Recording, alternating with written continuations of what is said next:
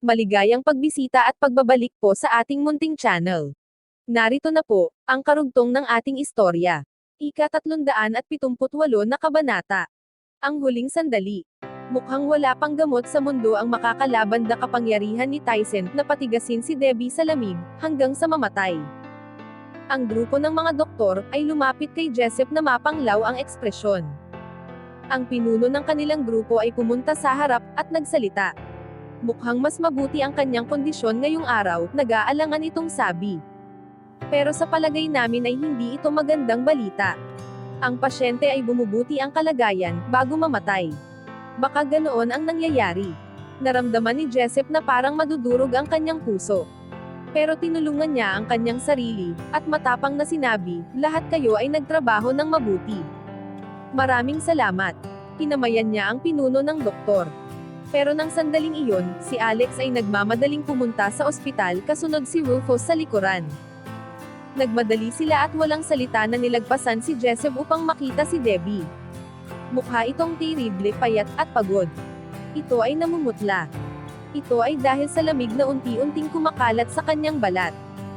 Ang mga mata nito ay kaakit-akit pa rin, pero wala na itong kinang. Nakahiga ito sa kama na parang walang buhay, na nakadilat ang mga mata. Pero mukhang hindi niya naririnig si Alex o nakikilala ang boses nito. Diretso itong nakatingin na nakatitig, at walang malay tao. Ang luha ay tumulo pababa sa mukha ni Alex. Kung alam lang niya na magdurusi si Debbie sa kanyang pagkawala, hindi na sana siya umalis upang ipagpatuloy ang kanyang pag-iensayo. Debbie, naririnig mo ba ako? Pinuha niya ang kamay nito, at napangiwi sa lamig ng mahawakan ang daliri nito. Sumunod si Jessup sa loob ng kwarto at tumayo sa gilid nito. Debbie, marahan niyang tawag, tingnan mo kung sino ang narito. Hindi mo ba siya nakikilala? Pakiramdam ni Alex ay para siyang sinaksak sa puso. Pero ang boses ni Jessup ay narinig ni Debbie. Bamaling ito ng marahan, pero nang makita ang mukha ni Alex, nagsimula itong tumingin sa iba. Ayaw ko na makita mo ako na ganito, bulong niya. Pakiusap, umalis ka. Si Jessup ay nabigla. Ito ang unang salita na sinabi niya. Debbie, pakiusap, huwag ka maging ganyan. Pagmamakaawa ni Alex. Siyempre gusto kitang makita kahit ano pa ang iyong itsura. Ikaw ang pinakamagandang babae na nabubuhay. Nagsimulang manginig ang buong katawan ni Debbie. Ang luha ay tumulo sa kanyang mukha. Masaya ako, at nakilala kita, mahina niyang sabi. Pero hindi ko na kaya pa. Sa palagay ko ay patay na ako ngayon kung hindi lang kita mahal na mahal at desperadong makita ka ng isa pang beses. Kasalanan ko, matinding wika ni Alex. Dinala ko ito sa iyo. Dapat ay pinuprotektahan kita. Niyakap niya ang kamay at umiyak na parang bata. Walang nagawa, na pinanood sila ni Jessup nag-api ng kalungkutan. Umiling si Debbie. Hindi kita sinisisi. Hindi mo kasalanan. Lalong umiyak si Alex. Inisip niya ang lahat ng kanilang pinagsamahan. Ang lahat ng napagdaanan nilang magkasama. Hindi siya makapaniwala na mawawala ito sa kanya. Ang mga nurse ay nahihiyang nagtipon sa pintuan. Natulala sa eksena. Isang gwapong lalaki ang umiiyak sa pinakamamahal niya. Walang pakialam si Alex kung gaano man karaming tao ang nakakita sa kanya na umiiyak. Si Jessup at ang mga nurses ay nagpalitan ng tingin sa isa't isa. Lahat sila ay narinig ang sinabi ng doktor. Baka ito na ang huling sandali ng buhay ni Debbie. Kung lumalaban lang ito upang makita si Alex ng isa pang beses, hindi na siya magtatagal. Biglang kumalma ang boses ni Alex. At sinabi, sabihin mo sa kanila na lalabanan ko si Tyson sa loob ng 3 araw. Si Jessup ay hindi makapaniwala. Makakaalis na kayong lahat, pagpapatuloy ni Alex sa walang pakiramdam na boses.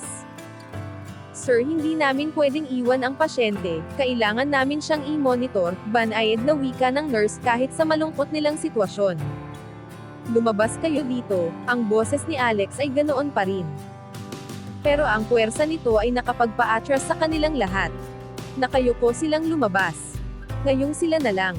Pakiramdam ni Alex siya ay makakapag-concentrate na. Sinaliksik niya ang kanyang isip, at inalala ang lahat ng kanyang natutuhan. Upang makapaghanap ng kahit anong makakatulong kay Debbie. Pagkatapos ng ilang sandali, si Alex ay hinawakan ang noo nito. Isang hangin na mainit at bagong sikat ng araw mula sa tagsibol, ang pumasok sa katawan ni Debbie. At sinakop ang lahat ng lamig. Habol hininga ito na hindi makapaniwala, sa biglaang pag-init. Alex, nasa ganito akong kalagayan. Hindi mo na ako magugustuhan pang muli, wika nito na may mga luha sa mata. Si Alex ay ngumiti dito. Ikaw ay nagiging makulit. Palagi kitang mahal. Ang pakiramdam niyang paninisi sa sarili ay nawala. Nakaramdam siya ng sobrang irresponsable at walang ingat sa pag-iwan niya sa mahinang minamahal na madaling atakehin. Pero siguro ay mahalaga rin na dapat niyang matutunan ang bago niyang kaalaman. Upang magamit niya ito, upang protektahan siya sa mga umaatake. Siguro ay gumagana ito ng eksakto sa paraan na pinaniniwalaan. Ang mata ni Debbie ay medyo malabo. At sinabi nito ng walang diwa. Parang nag-iba ka, paano ka naging mas gwapo? Ikaw ay gwapo na sa nakaraan. Wala itong pagkakaiba sa kanya. Kahit na bumalik ito sa pinakapangit niyang itsura. Magiging masaya pa rin siya sa mga bisig nito. Si Alex ay tumawa ng kaunti. Mas lalo ka ring gumanda. At mas magiging higit pa kung makakapagpahinga ka at makaka-recover.